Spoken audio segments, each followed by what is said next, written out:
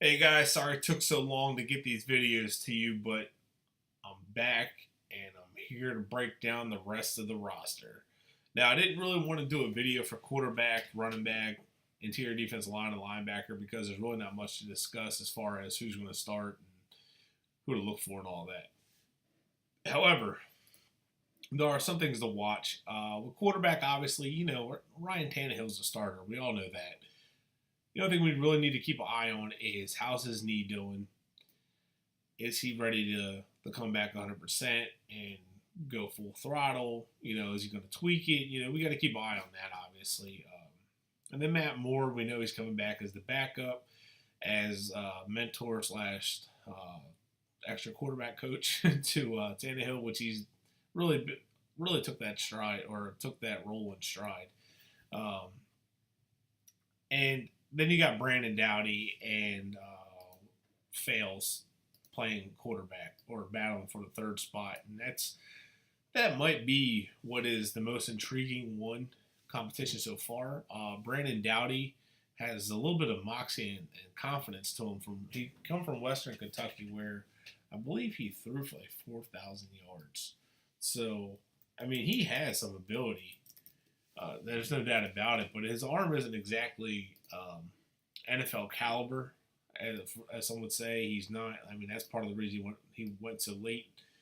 Um, they blamed it on the system for the most part. I don't believe that's the case. However, um, he didn't show enough to be the backup to Matt Moore. So he still has some growing to do. But him and David Fales knows the system. So let's see. He threw for 5,055 yards, 48 touchdowns, and 9 interceptions in 2015. 2014, he threw for 4,830 yards and 49 touchdowns. 13, 2,857 yards, 14 touchdowns. My goodness. He played, damn. And he's from Davie, Florida, so he might fight a little extra hard for that third quarterback spot for his favorite football team, the Miami Dolphins. So, I mean, that's kind of cool. It's something I root for. I like Doughty. I liked it when they drafted him. And then David Fales played under Adam Gase for a year. So they had the same amount of time. He played under Gase in Chicago for a year. They had the same amount of time. David Fales has kind of been a journeyman backup. I think it's just a camp body to push Brandon Doughty to keep him from getting complacent with that third string job. But overall, Brandon Doughty has better size at 6'3", 217 compared to Fales at 6'1", 212. And I mean, Doughty has the resume, so I think he'll end up winning it. But I think it's just to push him just a little bit. So then we look at running back, and again, what I like about running back, it's the same thing. J.J. is the starter, and then behind him, Kenyon Drake, who did pretty well in special teams last year, had a couple big plays on offense last year. You remember he had that kick return for a touchdown that was big against the Jets that broke the game wide open. And then, let's see, it was a reverse against Buffalo that I think the coach was like, no, yes. I was saying the same thing. I was like, oh, here we go. It's going to be a loss to damn rookies.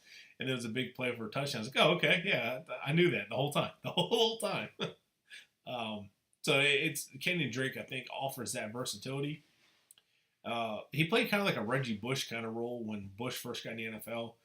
When he was his time in Alabama, he was like a change of pace back. He was a guy that go out and catch the football. He'd line up wide, and they would use him with different things out wide. They put him in the slot, and he'd come in for a reverse, a fake reverse, a double reverse. Put him in the slot as a receiver to do screens, to do slants, to do curls, and he could do a little bit of everything. He's got some good speed, you can see. The biggest thing with him was his injury concern. But if Ajayi's healthy and stays healthy, Drake is a great change of pace back. And then there's Damian Williams, who's just a do-all kind of guy that I like to see on the team. One thing I liked about Damian Williams is that he really could make plays from anywhere. He doesn't do anything fancy, but he does everything well, and he blocks well. He's a willing blocker. He's a pretty decent receiver. He's a decent running back. I even think he played some on special teams too. I think his rookie year. I think he was returning kicks for the Dolphins. So, excuse me, sorry. He has some potential there, um, to be depth guy and to be constantly moving those three around to keep all three healthy. But let's talk about Devian Smith for just a minute. He's an undrafted rookie out of Michigan. The balanced running back at 5'11", 228. He could be that grinder that comes in for a Jai and spells a Jai. So you don't want to grind a Jai out. I mean, he's the every down back. They're talking like 300 plus touches for him, and that's great. But you don't want to wear him down, especially since the whole reason he went down to the 5th round is there's no cartilage in his knees, and teams are worried about that. They're bone on bone. However, it's not affecting him. That's from his years of playing soccer. And I don't think Ajayi is going to constantly get hurt, but you don't want to take that chance. So it's nice to have a guy like Devian Smith who can come in and do the power back role, who can do short yardage roles to kind of give Ajayi a break. So Damian Williams can also do that as well. Then you got Storm Johnson, who's kind of not done much so far in the NFL. He was pretty good at Central Florida. One of the guys I know, Ryan Gillespie, who actually writes for the Orlando Sentinel, I believe, went to Central Florida. At the same time he was there. He's the one that actually introduced me to Storm Johnson. He likes him, but he runs a little upright, and we all know that. But he's shifty back and forth, a good zone one-cut runner. Kind of reminds you of James Starks, the running back for the Packers, who was not bad. And Storm Johnson's kind of like that kind of guy. He lacks a little bit of power, even though he's 6 foot 216, because he runs so upright. But he's got decent receiving ability and pretty good speed. So he's a guy that could make the roster. But I really think the final running back is going to be Ajayi, Drake, Devian Smith, and Damian Williams. Those are the 4 guys I think got to make the roster. But I think Storm Johnson has a decent chance. So let's see this real quick. They do also have Sonoris Perry, who's his 3rd year at Louisville. I think he's more of a camp buy than anything. He hasn't done much. However, you can never count anybody out because you just never know. So, I mean, that basically wraps up the offense. And we know the tight end position, Thomas Duarte was more of a backup kind of conversion big receiver / tight end kind of guy. Again, I think he's going to be practice squad. But Anthony Fasano, Marquise Gray, and Julius Thomas are the tight ends this year. And we know that. Fasano's a blocking guy. Marquise Gray was a nice, pleasant surprise last year. Just a little bit of do-all tight end. They moved him around quite a bit. He seemed to be able to be a big playmaker. So I like him as the 3rd tight end, as a move tight end, as an H-back, if you will. Fasano being the inline blocking guy, and Julius Thomas just doing what he does, getting downfield, being a seam threat, and Gray and Fasano can handle the blocking duties. So, yeah, I'm really not thinking that Duarte make the roster unless they keep 4 tight ends. Do not be shocked that they keep 4 tight ends. And Duarte is one of the tight ends they keep because he can be a pretty good move tight end if he develops correctly. I mean, he's got pretty good receiving ability. So that basically wraps up the offense. I broke down the offensive line. I just broke down the wide receiver position, which you can with loading at the same time as this one. So just broke down running back, quarterback. Obviously, there's not really much to break down on running back and quarterback. We know who the starters are. We know who the guys are, the roles behind them. There's really not a whole bunch of competition there. I think the newest, I think the only one that's like a competition / going to make the roster is Devian Smith, and I think it's because he could be a good balanced power back for them. So, but he's not going to like push for a starting job or anything. That wraps up the offense. So we know who the starters are now. On defense, the only thing left to break down is the interior defense line. And again, we know who the starters are. We know it's Jordan Phillips, and we know it's Ndamukong Suh. But then you got some newcomers that I like. Let's see. I do like Lawrence Okoye. I think he could actually make the roster. 6'6", 304. I think he has good size, good ability. And then you have Devon Gottschall. Now, just terrible against the run. Every time I watch him get at LSU, just not very good against the run. But that's okay. He's very good at getting upfield. So if he comes in as a nickel pass rusher, I think he's going to be very good. And I keep saying it, how do you beat the Patriots? How do you beat Brady? Rush him from the middle. Limit your blitzing, but rush him from the middle. Obviously, every quarterback slide back and forth. That's, to teach you kind of move around a little bit. But it's stepping up in the pocket, because if you have edge rushers coming off the edge, if you step up in the pocket, you can elude that and throw it deep. But if the pass rush gets in his face, he can't step into it. And that's every quarterback. They can't step into it. They can't throw accurately. More interceptions, more bad passes, more incomplete passes. So it's important that you have guys like Godchow who can actually get in their face. But he's got good size at 6'4", 299. I think he's going to be more of a pass rushing, but I don't see him as an every down tackle because he's going to struggle against the run. Then Vincent Taylor at Oklahoma State, 6'3", 310. A little bit more balanced, but again, a little bit more disciplined to Godchow. But again, good at getting upfield and getting in the quarterback's face. A little bit better against the run than Godchow, but I think he's going to be Vincent Taylor's going to have more playing time early. But I think he's going to be a pretty decent pickup, good depth. But again, we know who the starters are. We know it's going to be Dominican Sue and Jordan Phillips. After that, it's going to be between Okoye, Godchow, and Taylor to see who's going to be the backups. But right now, we really aren't sure if they're going to keep 4 or 5 or what they're going to do in that situation. So really not much going on there. Then we drop back a linebacker. We know who the linebackers are now. We know that Raekwon McMillan is probably going to start as a rookie. Whether it's, I think, outs or inside at middle linebacker.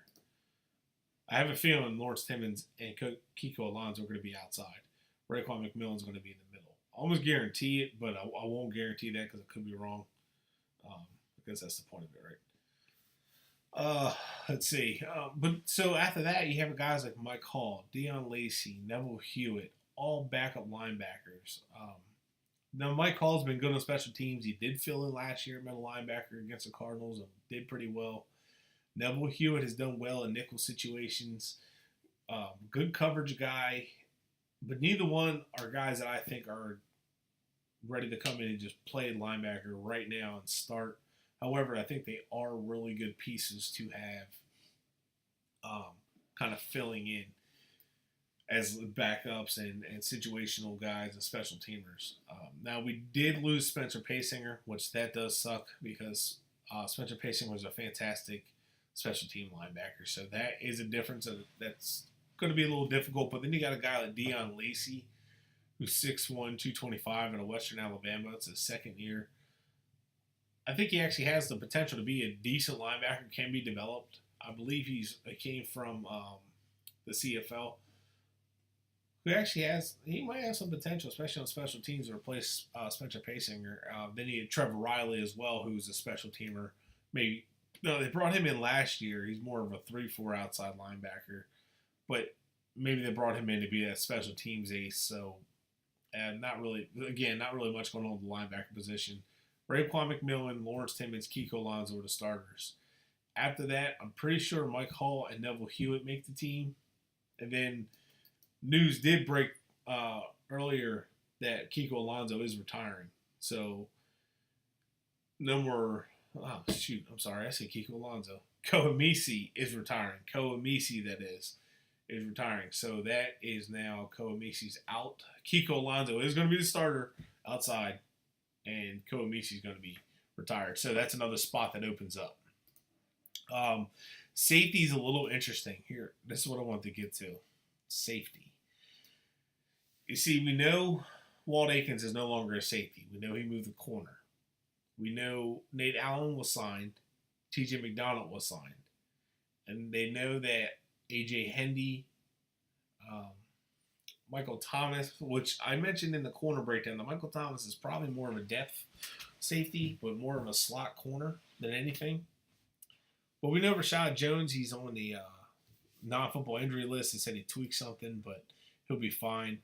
He's going to be the start and strong safety. We already know that. That's the definite coming in. After that, here becomes the question.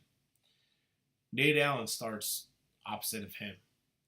So does A.J. Hendy get the chance to play in this place, or to compete with Nate Allen, or to be a backup? T.J. McDonald is out for the first 8 weeks suspended. He can't play. He can't do anything. So does TJ McDonald get a chance to come back at the week 8 and start, or if Nate Allen's on fire, do they keep Nate Allen? We don't know. So that's going to be interesting. I'm actually really looking forward to see how the safety position breaks down. After Abdul Qudus got hurt, it really sucked because I thought he played pretty well his first year. But Nate Allen is he's a decent safety at best. Decent. I'm not overly excited about him. He's not a bad football player, but he's not great, and he is going to frustrate you. He is going to give up some big plays. I know this system is more safety and corner friendly, and safeties are basically kind of doing what they're supposed to do, just be a safety. They don't have to cover as much. Like the corners are kind of doing a lot of the work, and the pass rush should get there. But I'm not overly excited about Nate Allen. We'll see. I could be wrong. Hopefully I'm wrong. But I think TJ McDonald comes back week 8, and I think that could set the tone for a little bit different defense between TJ McDonald and Rashad Jones. That's some heavy hitters. Both of them 215, 6'2", both of them will hit you. That's going to be nice to see two safeties back there that can lay the wood. And they can cover. But, like I said, that Maurice Smith out of Georgia, another Georgia safety. We know of one, Rashad Jones. Don't sleep on him.